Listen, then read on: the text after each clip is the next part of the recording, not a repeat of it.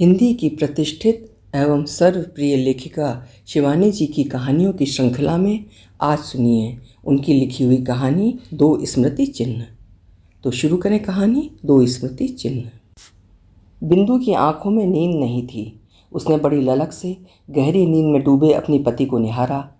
नींद में उसका चेहरा किसी निर्दोष भोले बालक का सा लग रहा था। बालों का एक फुग्गा हवा में उड़ उड़कर चेहरे पर झुका आ रहा था। धीरे से बिंदु ने गुच्छे को सहलाकर पीछे किया तो देवेश जग गया। अम्मा सोने दो यार, कहकर वो फिर करवट लेकर सो गया। बिंदु को हंसी आ गई। कैसी नींद है, बाप रे बाप, उसकी तो आंखें ही नहीं लगी थीं, लगती भी कैसे। एक लंबी सांस खींचकर उसने दीवार की ओर मुंह फेर लिया। कितनी बदल गई थी इंदु। बात बात पर रोने वाली दुबली पतली इंदु को वो आज कहीं भीड़ भाड़ में देखती तो शायद पहचान भी न पाती। कल ही तो उसकी चिट्ठी आई थी। वो तो अच्छा था कि दिन रात बाहर घूमने वाले फक्कड़ युगल दंपति उस दिन घर पर ही थे। कहीं इधर उधर गए होते तो शायद इंदु की ट्रेन निकल भी जाती।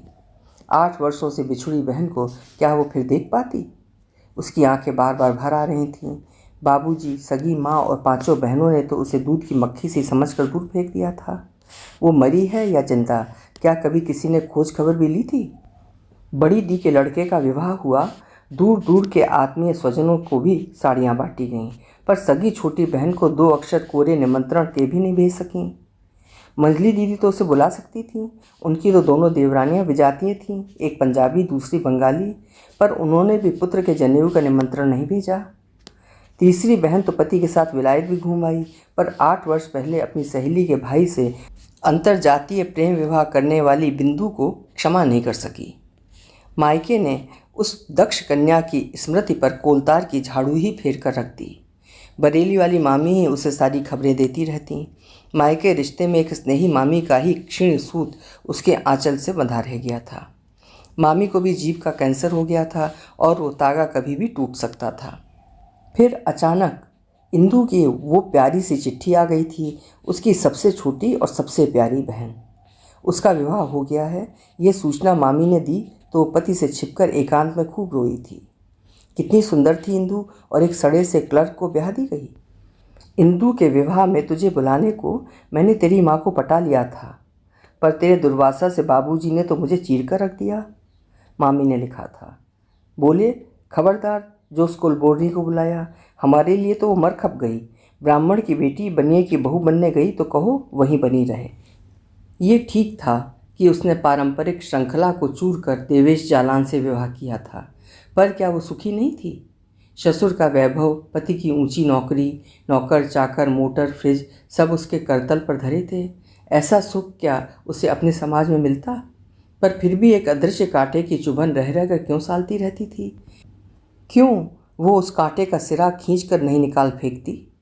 उस कांटे को अब विधाता भी नहीं निकाल सकता। वो कांटा है विशेला गोखरू कंटक, अपने समाज अपनी संस्कृति की स्मृति का कांटा। इंदु की शादी में तीनों मामियाँ आई होंगी। छुआरे, किशमिश, डली पहाड़ी सोंठ काठ के कटौते में भरी उसी आले पर धरी छलकती होगी जहाँ मंजली दी के विवाह की सोंठ धरी गई थी, और जहाँ से उसने इंदुली को 4 हाथ पैर टेक घोड़ा बना सवारी कर कांसे का कटोरा भर सोंठ चुराई थी। फिर दोनों बहनें पिछवाड़े के दालान में छिप गई थीं और कटोरा 2 चटोरी जिह्वाओं ने मल मल कर पल भर में चमका दिया था। कभी कभी पड़ोस की हिरुली ईसाइन अम्मा की आंखें बचाकर दोनों बहनों को अपनी लेगहॉर्न मुर्गी का बड़ा सा अंडा दे तसला भर आटा मांग ले जाती। दोनों फिर हिरुली के यहाँ एक जंग लगे सार्डिन के टीन में अंडा उबाल तिमिल के वृक्ष की घनी छाया में दुबक जाती। उसी वृक्ष की उदार छाया में ऐसे अनेक अखाद्य म्लेच्छ सामग्रियों के बंटवारे होते रहते थे।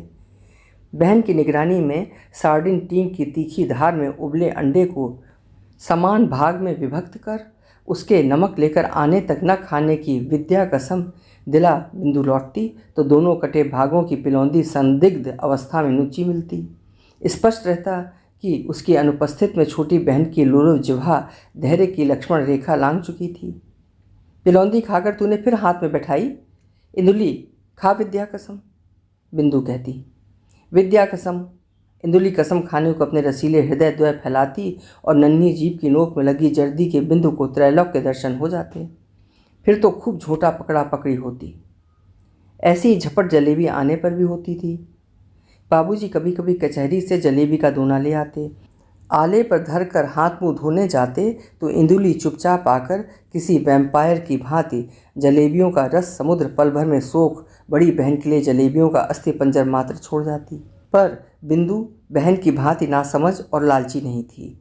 वो अंग्रेजी भक्त स्कूल में पढ़ी थी, इसी से उसकी चाल ढाल आचार व्यवहार में एक सुघड़ सलीका था।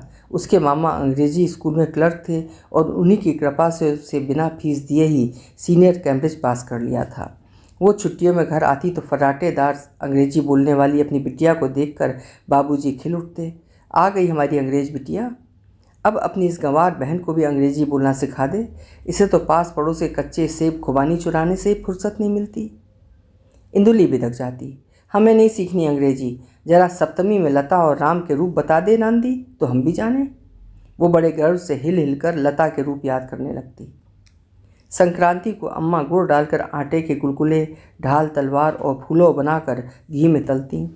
घी में पकते मीठे पकवानों की खुशबू पूरे चौके में फैल जाती। फिर दोनों बहनें बड़े यत्न से उन पकवानों को गूंथ माला बनाती, अनुपस्थित बहनों के नाम की। एक बड़ी दी की, दो उनके बच्चों की, फिर मंझली दी की, उनके बच्चों की, मंझली दी की और उनकी पुत्री की, अंत में स्वयं अपनी। इंदुली फिर बड़ी बेईमानी से सबसे बड़ी तलवार, गुजिया और संतरा सब अपनी माला में गूंथ लेती। सुबह उठकर दोनों छत पर चढ़कर एक एक पकवान का टुकड़ा कौवे को खिला खिला बुलाती। ले कौआ फूलो, मैं के दिए भल भल धुलो, अर्थात अरे कौवे ले फूलो और उसके बदले मुझे बढ़िया सा दूल्हा ला दे। कैसा अजीब पहाड़ी त्यौहार था वो, जब झुंड की झुंड लाल लाल गालों वाली स्वस्थ सुंदर पहाड़ी लड़कियां फूलों के पकवान शून्य आकाश में बिखेरती, भविष्य के सजीले दूल्हे की कामना करती। युग युगांतर से कुमायूं का आकाश प्रत्येक उत्तरायण को ऐसे ही मधुर कलकंठ के काक आह्वान से मधुमय होता रहा है और आज भी होता होगा। पर कहाँ है अब वो आकाश? उस निर्मल आकाश में उड़ती हंस बलाका की पंक्ति से वो उड़कर दूर छिटक गई।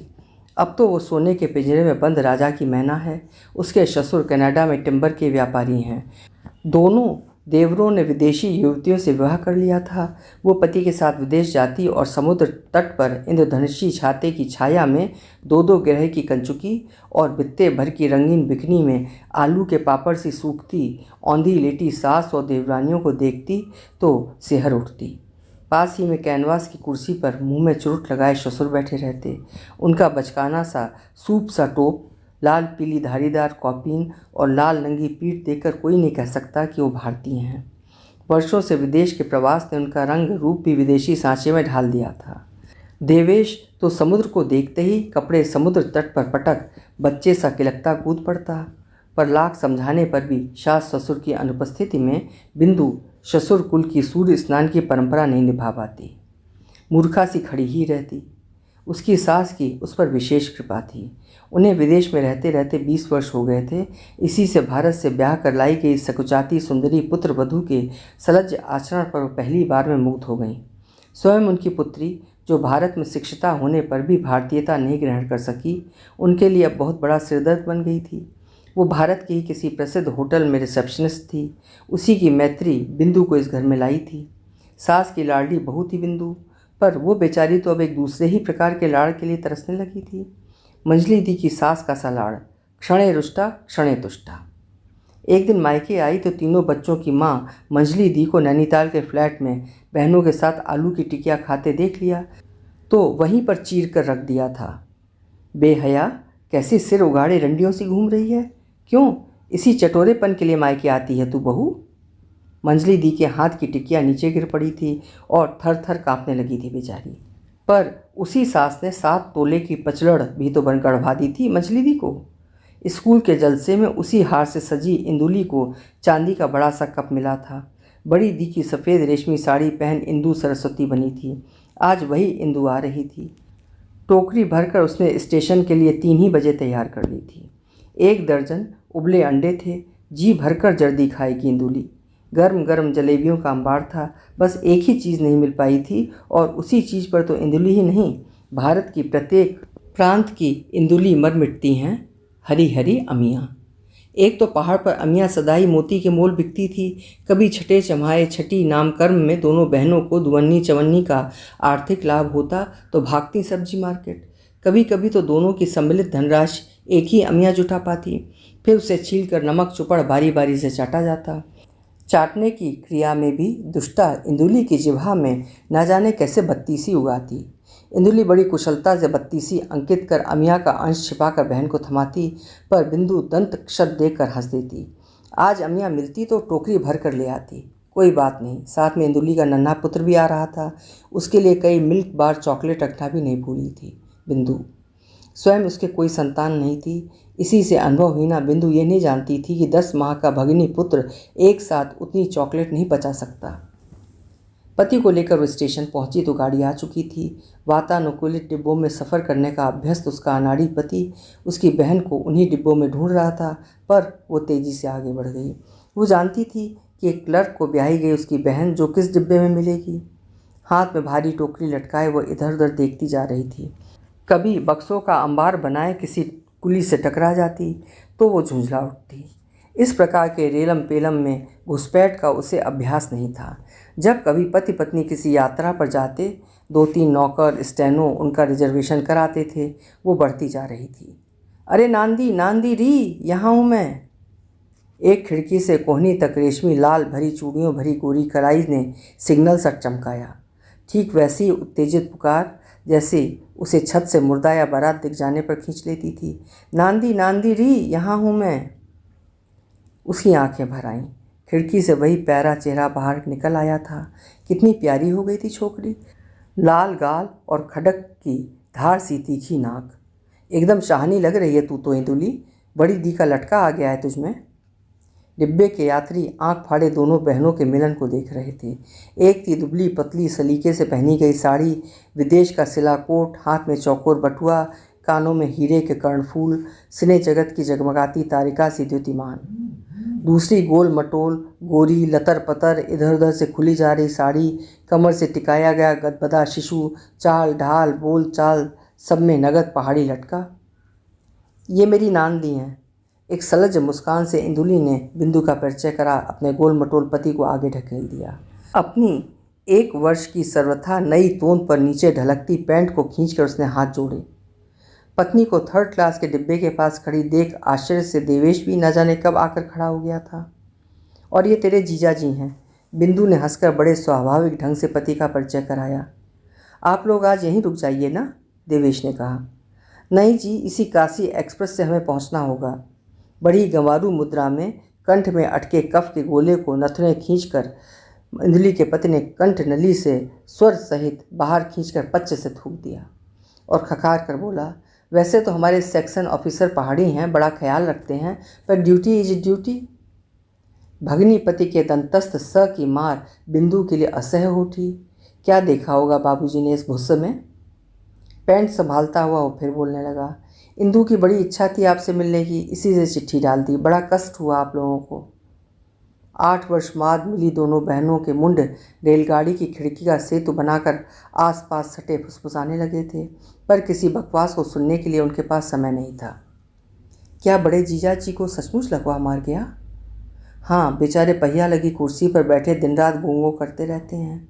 और बड़ी दी तो कभी कभी बड़ी ज्यादती कर देती हैं, हाथ भी छोड़ देती हैं। सच? हाँ नांदी, इंदुली ने आंखें पोंछ लीं। एक दिन पहिया लगी कुर्सी पर बिठा बड़ी दी अम्मा के चौके में ले आईं। कितना ही कष्ट क्यों ना हो, अम्मा को देखकर बड़े जीजा अभी भी ठीक वैसे ही मगन उठते हैं। बिंदु ने आंसू उटक लिए। बड़ी जीजा अम्मा के सबसे लाडले दामाद थे।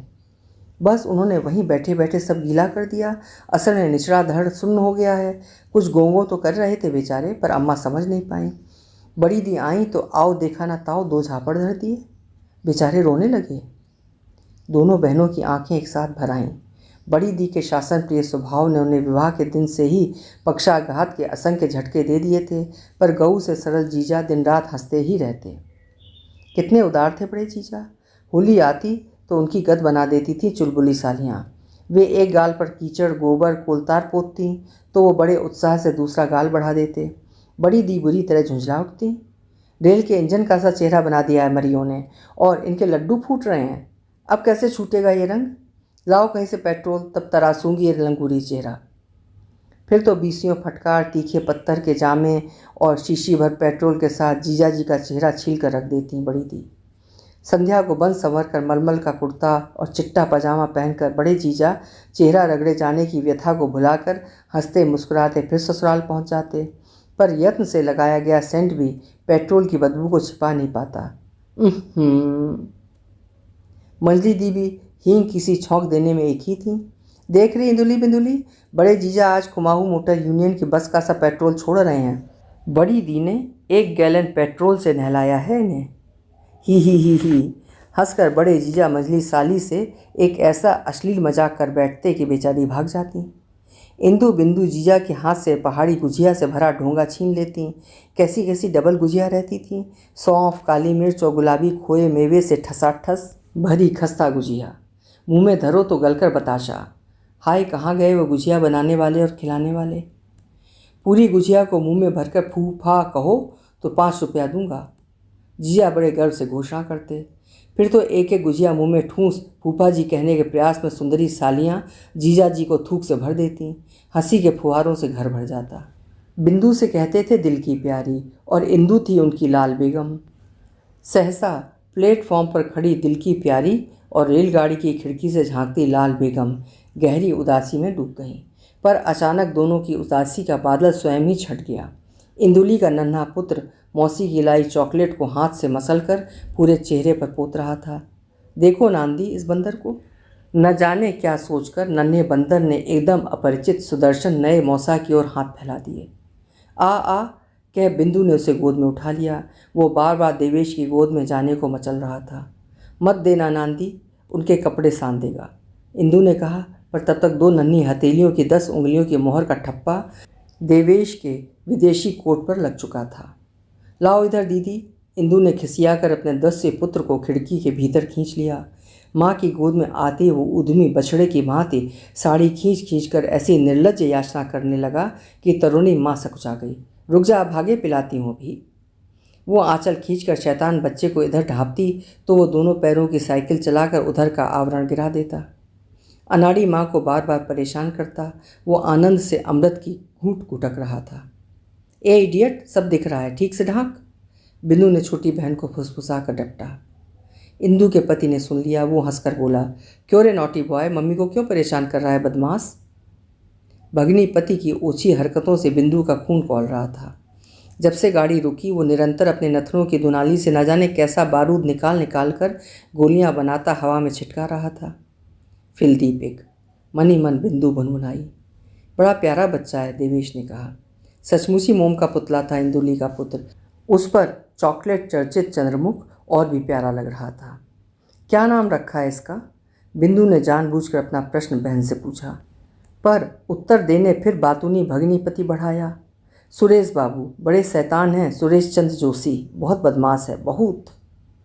होनहार पुत्र की शैतानी की महत्ता व्यक्त करने उसने जानबूझकर बहुत की मींड सी खींच दी।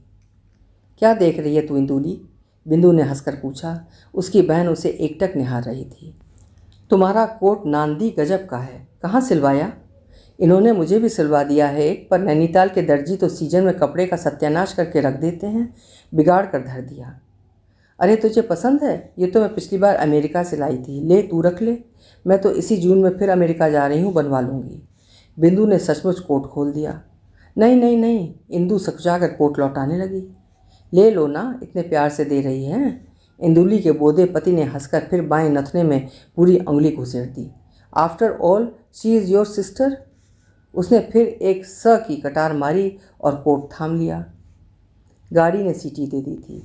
कोट की सिल्क लाइनिंग में डूबी इंदुली खिड़की के साथ साथ चल रही बहन और गतिमान ट्रेन को भी भूल गई।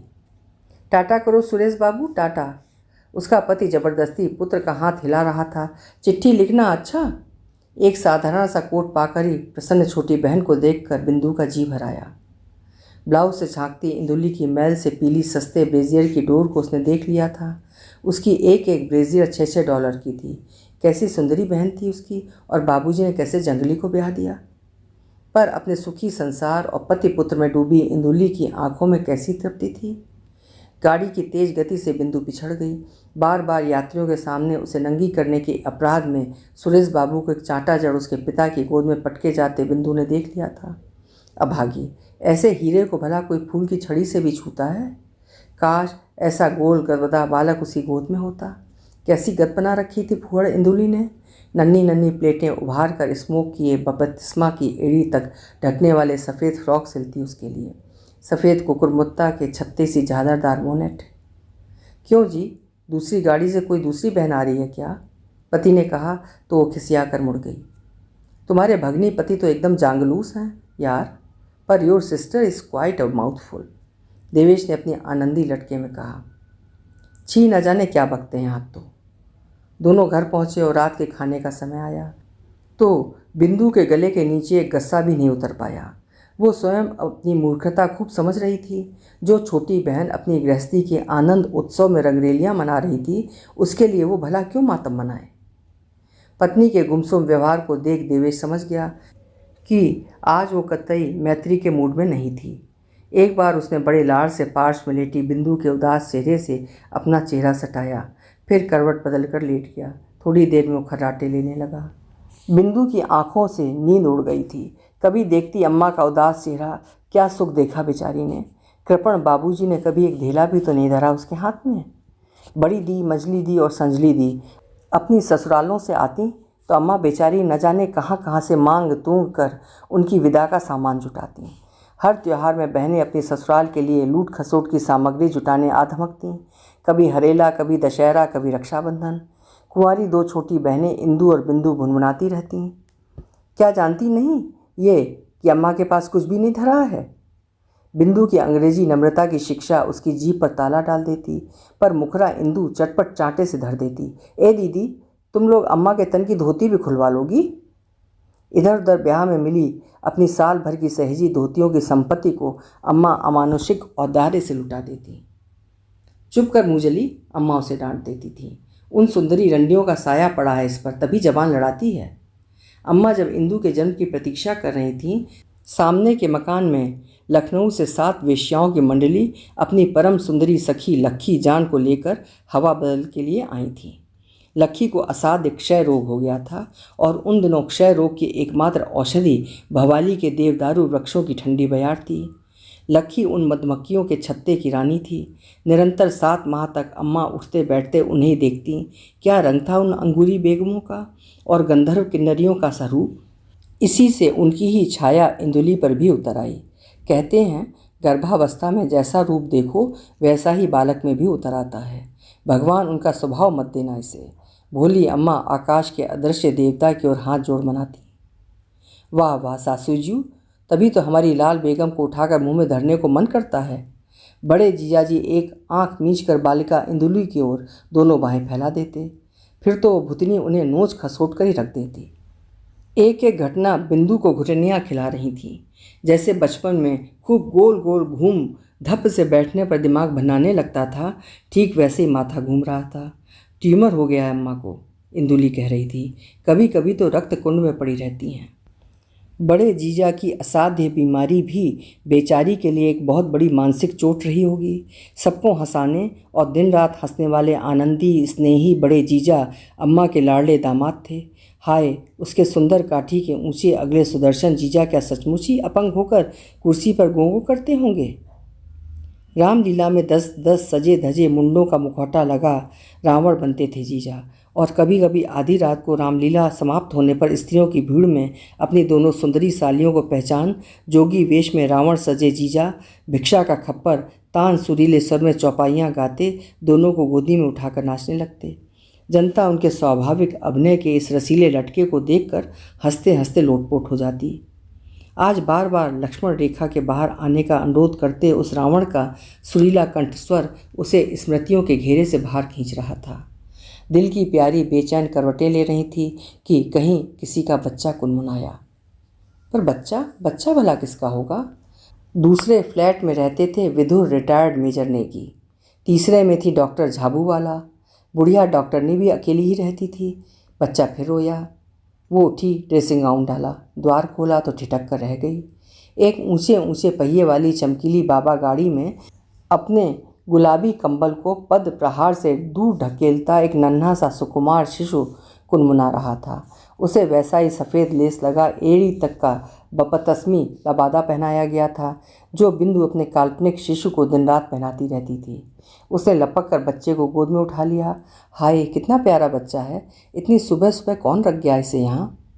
उसे गोद में लिए ही वो लॉन में उतर गई। पूरी सड़क सूनी थी। हे भगवान, क्या उसका सपना सचमुच फलीभूत होने जा रहा है? कुछ दिन पहले उसने ठीक ऐसा ही सपना देखा था। ऐसे ही गुलाबी कंबल में लिपटा एक सुंदर शिशु सूप में लिटाकर कोई उसके द्वार पर धर गया था। वो झुककर गोदी में उठाने लगी कि नींद टूट गई थी। कहीं किसी की आया तो गाड़ी यहाँ रखकर इधर उधर नहीं चली गई? पर सड़क तो दूर तक खाली नजर आ रही थी। तो कोई जानबूझकर ही छोड़ गया है क्या? पर ऐसे सुंदर कपड़े, गाड़ी और फिर छोड़ना ही होता तो पाला पोसा 3-4 माह का शिशु भला कौन छोड़ता? वो उसे गालों से लगाए ही भीतर गई तो देवेश बेखबर सो रहा था। उसकी नींद ऐसी थी कि बच्चा तो क्या, बंगाल टाइगर भी उसके सिरहाने गरजता तब भी वो शायद सोता ही रहता। उसने धीरे से गोद की अनमोल पोटली को पति की देह से सटाकर सुला दिया और झंझोड़ कर बोली, आंखें खोलिए, देखिए कौन आया है। देवेश हड़बड़ा कर उठ बैठा। अरे, फिर तुम्हारी कोई बहन आ गई है क्या? ये हजरत कौन है? तुम्हें अपना सूप वाला सपना सुनाया था ना मैंने, बस वही सपना सच होने जा रहा है। क्या? देवेश झुंझला उठा। तुम साली औरतों की यही आदत हमें नापसंद है। खोलकर साफ बात कभी कहोगी नहीं? किसका बच्चा है ये? आदमी का। बिंदु ने बड़े चुलबुलेपन से पहले पति के पार्श्व में लेटे नन्हे आकर्षक नवागंतुक को चूमा, फिर पति के कंधे पर सिर रखकर कहा, ईश्वर ने मेरी गोद भर दी। बड़ा होगा तो तुझे दून स्कूल में पढ़ने भेजेंगे। दून? हाँ बेटे। दून क्या, मून भेजो ससुर को। पर छोड़ कौन गया इसे? चलो थाने को फ़ोन कर दें। वो उठ गया। अजीब मूर्ख हैं आप। कोई चोरी की है बेचारी नन्ही जान ने जो आप उसकी रपट थाने में लिखाएंगे? क्यों हैरे ना मेरे बजर बट्टू, देख तेरे डैडी तुझे थाने में भिजवा रहे हैं। क्या पागलपन कर रही हो? न जाने किसका बच्चा है। किसी का क्यों ना हो, अब हमारा है, 100% हमारा। मुझे तो ये कोई एंग्लो इंडियन बच्चा लग रहा है। क्या मैं अंदर आ सकती हूँ? प्रश्न के साथ एक अत्यंत प्रभावशाली व्यक्तित्व की लंबी गोरी पारसी महिला ने इस तीव्रता से कमरे में प्रवेश किया कि नाइट सूट का पाजामा पहने अर्धनग्न देवेश ड्रेसिंग गाउन भी नहीं डाल सका। बिंदु हकबका सी गई। इस दुष्ट ने आपको परेशान तो नहीं किया? क्षमा कीजिएगा, कह उसने सदे हाथों से बच्चे को गोद में उठा लिया। माँ का स्पर्श पाते ही बच्चा किलकने लगा। वो माँ की छाती से लगा टुकुर टुकुर लाल पर्दे को देख रहा था। मैं डॉक्टर झाबूवाला की बहन हूँ। कल ही हम बम्बई से आए। मेरे पति सो रहे थे, इसी से मैं इसे लेकर सुबह ही सुबह टहलाने निकली। आपके बंगले के पास पहुँची तो अचानक याद आया, हीरे की अंगूठी गुसलखाने में छोड़ आई हूँ। ये बाबा गाड़ी में सो रहा था। आपका सुंदर एकांत बंगला देखा तो बाबा गाड़ी यहाँ टिका दी और भागी अंगूठी लेने। वो तीसरा बंगला मेरी बहन का है। सोचा ये सोता रहेगा तो चुपचाप गाड़ी खिसका कर ले जाऊँगी, पर आई एम सो सॉरी, इस डाकू ने आपकी नींद को डिस्टर्ब किया। क्यों रे सुरेश, अंकल आंटी को जगा दिया? ओह, तो ये भी सुरेश था। धन्यवाद बहन, क्षमा करना। वो बच्चे को लेकर जाने लगी। अंगूठी तो मिल गई ना? देवेश ने ही पूछा। ओह थैंक्स, अंगूठी तो मिल गई। आंटी से टाटा कहो बाबा। और दूसरा बाबा भी आंटी को छोड़ गया। उन्हें पहुंचाकर बिंदु लौटी तो देवेश भुनभुना रहा था, मारो गोली तुम्हारे इन सुरेश बाबुओं को। 1000 चॉकलेट का ठप्पा लगाकर हमारा नया कोट चौपट कर गए, और दूसरे सुरेश बाबू ये देखो, कह उसने अपना कीमती विदेशी रग उठाकर दिखाया। थोड़ी देर के लिए आया नन्हा पाहुना अपनी क्षणिक उपस्थिति का एक बड़ा सा गीला स्मृति चिन्ह छोड़ गया था, जो देवेश के रग में दक्षिणी अफ्रीका के नक्शे के आकार में उभर आया था। अब हम इसे नहीं ओढ़ेंगे। देवेश ने भुनभुना कर रग दूर पटक दिया और करवट बदलकर सो गया। बिंदु ने बड़ी ममता से रग को उठा लिया। हैंगर पर 2 नन्ही हथेलियों का चॉकलेट का ठप्पा लगा दूसरा स्मृति चिन्ह झूल रहा था।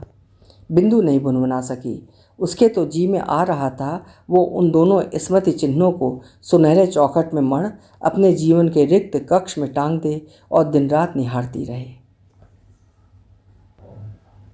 अभी आप सुन रहे थे शिवानी जी की लिखी हुई कहानी 2 स्मृति चिन्ह। आशा है कहानी आपको अच्छी लगी होगी। कल मिलेंगे फिर किसी उम्दा कहानी के साथ। आपका समय शुभ हो।